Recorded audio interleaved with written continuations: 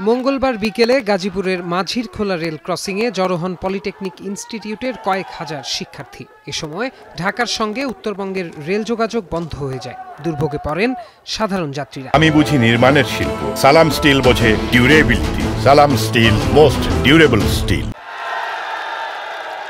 রেলপথ অবরোধ করে বক্তারা বলেন, দেশের ৪০ লাখ ডিপ্লোমা প্রকৌশলী সহ প্রায় ৪ লাখ পলিটেকনিক শিক্ষার্থীর বিরুদ্ধে অপপ্রচার চালানো হচ্ছে। ১.৫ ঘণ্টা পর শিক্ষার্থীরা অবরোধ প্রত্যাহার করলে রেল চলাচল স্বাভাবিক হয়। একই দাবিতে সিলেটে বিক্ষোভ কর্মসূচি পালন করেন পলিটেকনিক ইনস্টিটিউটের শিক্ষার্থীরা।